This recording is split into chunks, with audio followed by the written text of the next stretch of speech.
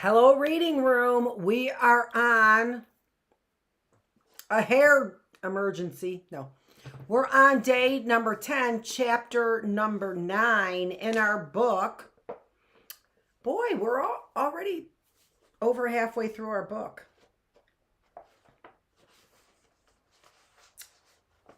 Ethics for a New Millennium. And this chapter is called Ethics and Suffering, chapter 9.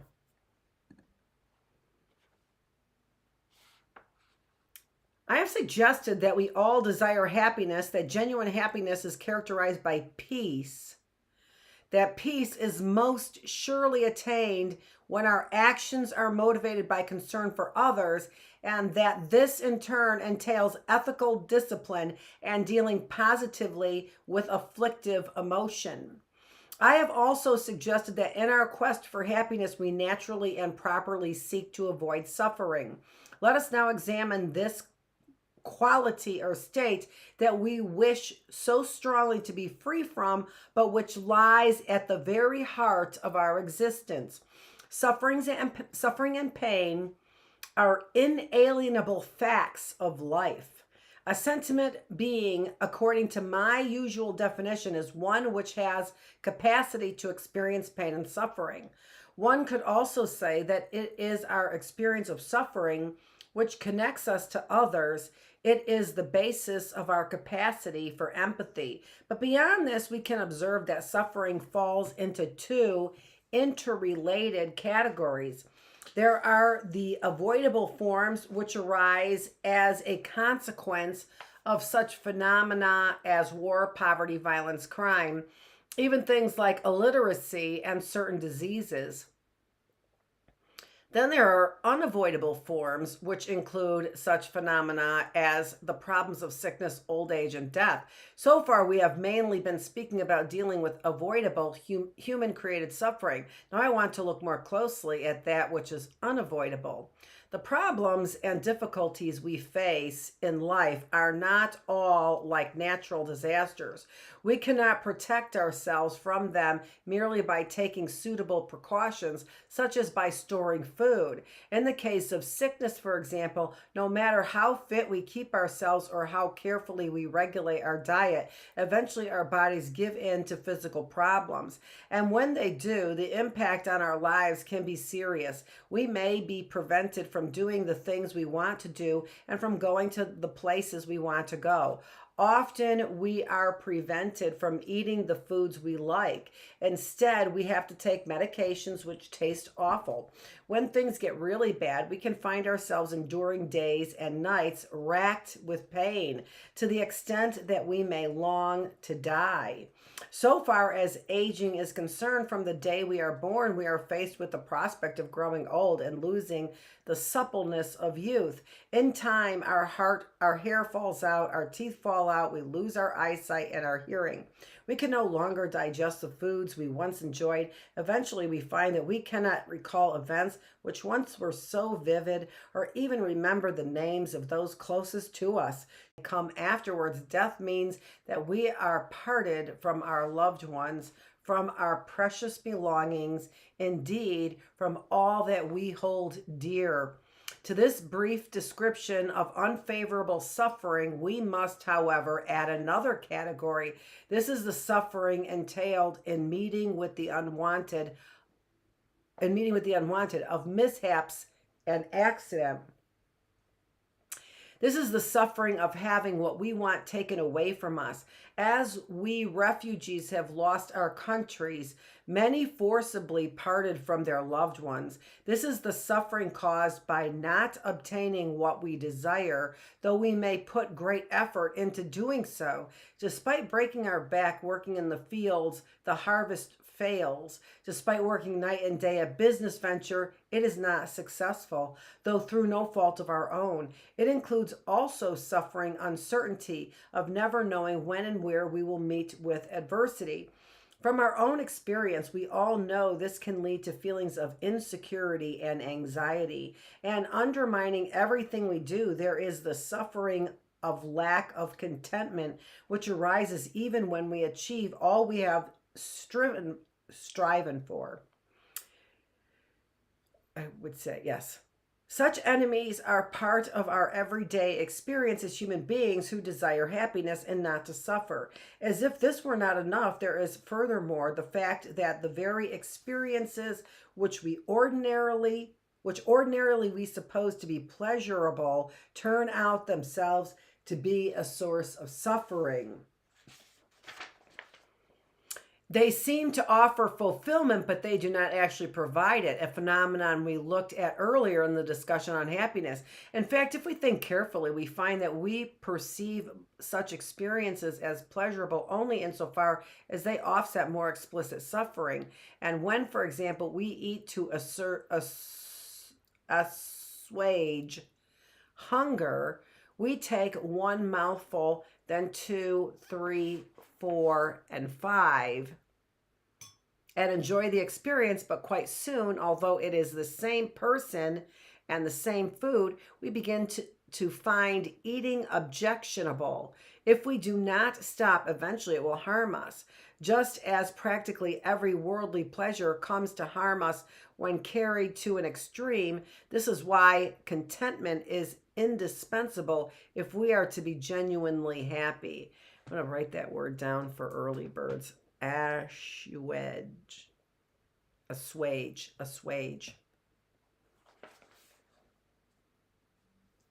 All these manifestations of suffering are essentially unavoidable and indeed natural facts of existence. This does not mean that finally there is nothing we can do about them, nor do I mean to suggest that it is unrelated to the question of ethical discipline. It is true that according to Buddhist and other ancient Indian religious philosophers, suffering is seen as a consequence of karma. To suppose, as do quite a lot of people, Easterners and Westerners alike, it seems, that this means that everything we experience is predetermined is totally wrong. However, still less is it an excuse not to take responsibility in whatever situation we find ourselves. Since the term karma appears to have entered everyday vocabulary, it might be worthwhile to clarify the concept somewhat. Karma is a Sanskrit word meaning action. It denotes an active force, the inference being that the outcome of future events can be influenced by our actions. To suppose that karma is some sort of independent energy which predestines the course of our whole life is simply incorrect. Yeah, I would say so. Who creates karma? We ourselves. What we think, say, do, desire, and omit creates karma. As I write, for example, the very action creates new circumstances and causes some other event. My words cause a response in the reader's mind. In everything we do, there is cause and effect. Cause and effect. In our daily lives, the food we eat, the work we undertake, if this were correct, there would be no escape there would be no cause for hope. We might as well pray for the end of the world. A proper appreciation of cause and effect suggests that far from being powerless, there is much we can do to influence our experience of suffering. Old age, sickness, and death are inevitable, but as with the torments of negative thoughts and emotions, we certainly have a choice in how we respond to the occurrence of suffering. If we wish, we can adopt a more dispassionate and rational approach, and on that basis we can discipline our response to it. On the other hand, we can simply fret about our misfortunes. But when we do, we become frustrated. As a result, afflictive emotions arise and our peace of mind is destroyed. When we do not restrain our tendency to react negatively to suffering, it becomes a source of negative thoughts and emotions. There is thus a clear relationship between the impact suffering has on our heart and mind and our practice of inner discipline. Our basic attitude towards suffering makes a great difference to the way in which we experience it. Imagine, for example, two people suffering an identical form of terminal cancer. The only difference between these two patients is their outlook on it. One sees it as something to be accepted and, if possible, transformed into an opportunity for developing inner strength.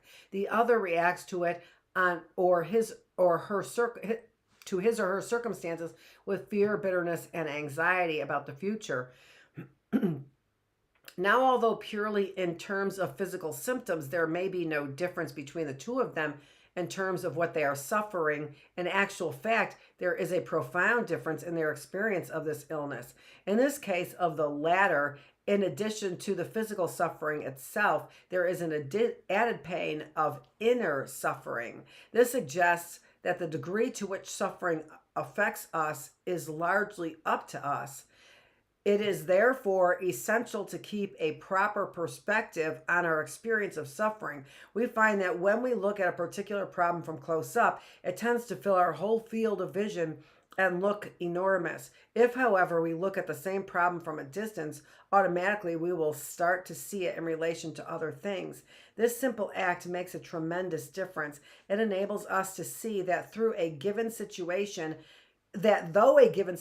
may truly be tragic, even the most unfortunate event has innumerable aspects and can be approached from many different angles. Indeed, it is very rare, if not impossible, to find a situation which is negative no matter how we look at it. When tragedy or misfortune come our way, as surely they must, it can be very helpful to make a comparison with another event or to call to mind a similar or worse situation that has befallen, if not ourselves, then others before us. If we can actually shift our focus away from self and toward others, we experience a freeing effect. There is something about the dynamics of self-absorption or worrying about ourselves too much which tends to magnify our suffering. Conversely, when we come to see it in relation to others' suffering, we begin to recognize that, relatively speaking, it is not all that unbearable. This enables us to maintain our peace of mind much more easily than if we concentrate on our problems to the exclusion of all else. As far as my own experience is concerned, I find that when, for example, I hear bad news from Tibet, and sadly this is quite often, naturally my immediate response is one of great sadness. However, by placing it in context and by reminding myself that the basic human disposition toward affection, freedom, truth, and justice must eventually prevail, I find I can cope reasonably well. Feelings of helpless anger, which do nothing but poison the mind, embitter the heart, and enfeeble the will, seldom arise, even following the worst news. That's interesting. I believe that, I say it all the time, I know who's going to win this battle, but the same belief here in Buddhism, and justice must eventually prevail. The belief that justice must eventually prevail. I find that to be very interesting. It's also worth remembering that the time of greatest, I didn't mark that though.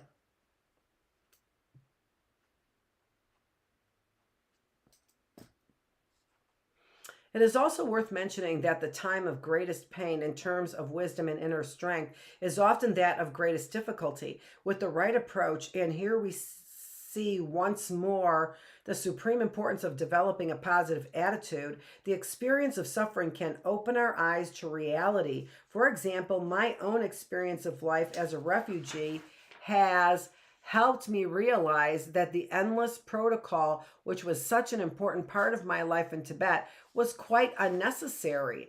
We also find that our confidence and self-reliance can grow and our courage becomes strengthened as a result of suffering. This can be inferred from what we see in the world around us. So imagine from DIY what we can get from forgetting about our indifference, for example.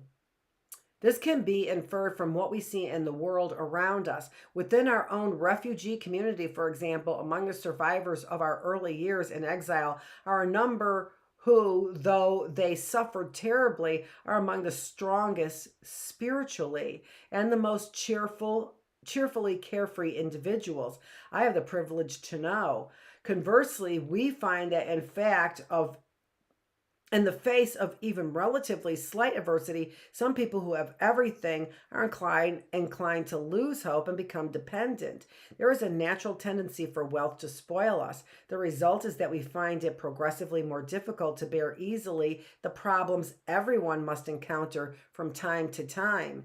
Let us now consider what options are open to us when we actually encounter a particular problem.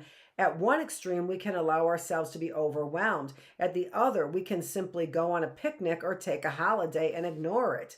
The third possibility is to face up to the situation directly. This involves examining it, analyzing it, determining its causes, and finding out how to deal with them. Though this third course may occasion us additional pain in the short term, it is clearly preferable to the other two courses of action. If we try to avoid or deny a given problem by simply ignoring it, or taking to drink or drugs, or even some forms of meditation or prayer as a means of escape, while there is a chance of short-term relief, the problem itself remains. Such an approach is simply avoiding the issue, not resolving it. Once again, the danger is that in addition to the initial problem, there will follow mental and emotional unrest. The afflictions of anxiety, fear, and doubt build up. Eventually, this can lead to anger and despair, with all the further potential for suffering, both for self and others, which that entails.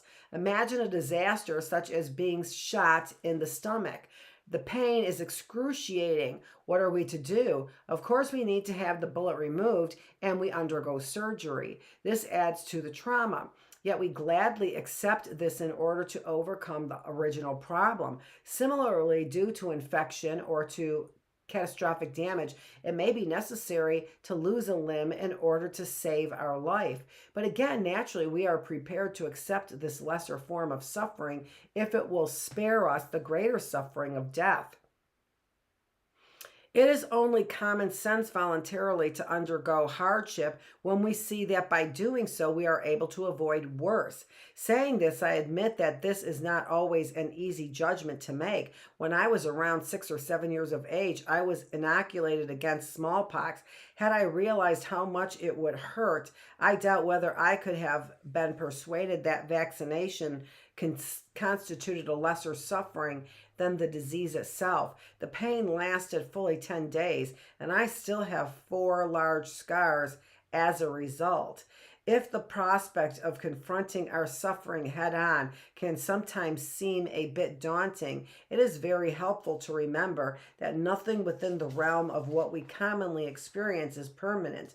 All phenomena are subject to change and decay. Also, as the description of reality I gave earlier suggests, we are mistaken if we ever suppose that our experience of suffering or happiness, for that matter, can be attributed to a single source. According to the theory of dependent origination, everything that arises does so within the context of innumerable causes and conditions.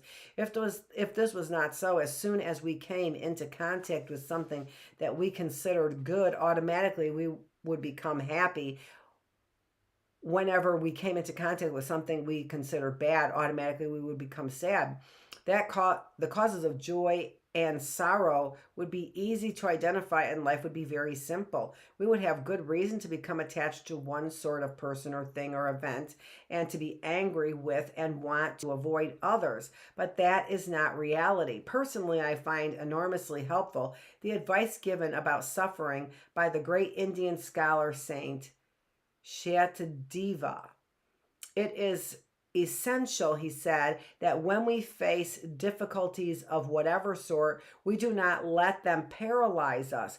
If we do, we are in danger of being totally overwhelmed by them.